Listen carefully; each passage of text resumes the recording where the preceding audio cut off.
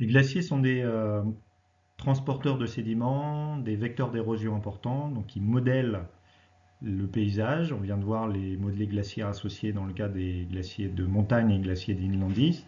Mais si on voit ces modèles, c'est parce que ces modelés, pardon, c'est parce que les glaciers se sont retirés. Donc, dans la suite, là, on va se poser la question de pourquoi ils se sont retirés et puis quelles conséquences ça a pu avoir d'une manière générale sur les morphologies montagneuses. Donc, je pense que vous savez déjà un peu tous la réponse, pourquoi les glaciers se sont retirés. Eh bien, vous savez que dans le passé, il y a eu des alternances de périodes chaudes et de périodes froides.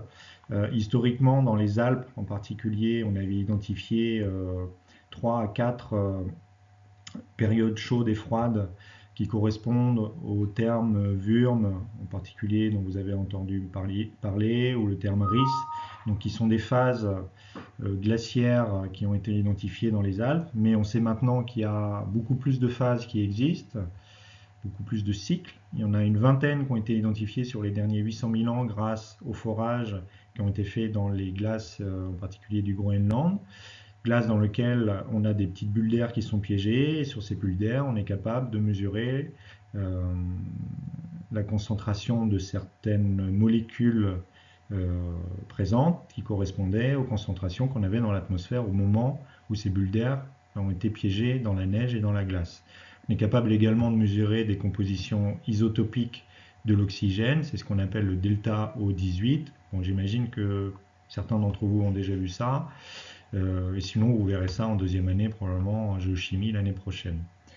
Peu importe le détail, c'est un marqueur de température. Donc vous voyez sur ces courbes qu'il y a beaucoup de variations de la composition en CO2, en CH4 de l'atmosphère, qui sont associées à des variations de la composition isotopique de l'oxygène et qui sont associées à des variations de la température depuis 800 000 ans. On a donc identifié une vingtaine de cycles depuis 800 000 ans avec des périodes chaudes et des périodes froides.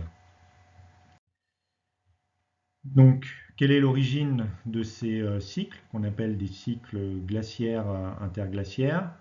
Eh bien, vous le savez tous, ce sont les variations de, des paramètres orbitaux de la Terre.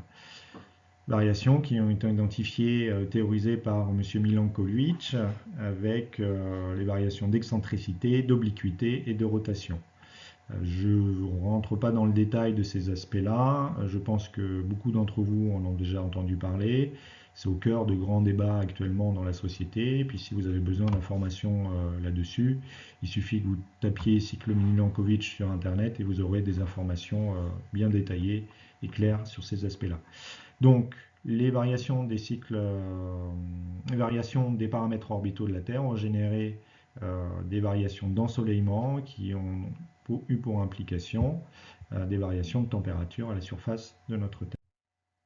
En conséquence, on a eu des périodes très froides qui ont permis le développement de glaciers, de calottes glaciaires beaucoup plus importantes.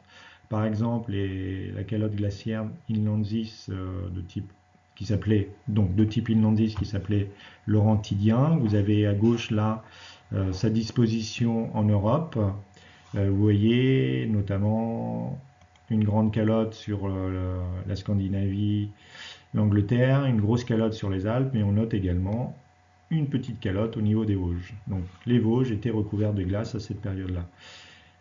On voit aussi au Canada, tout le nord de l'Amérique du Nord était recouvert par un grand inland ice. Et c'est pour ça qu'actuellement, le Canada est une zone très plate avec plein de lacs un peu partout, qui correspondent à ce qu'on a expliqué précédemment, aux modelés laissés par le passage de ces grands glaciers.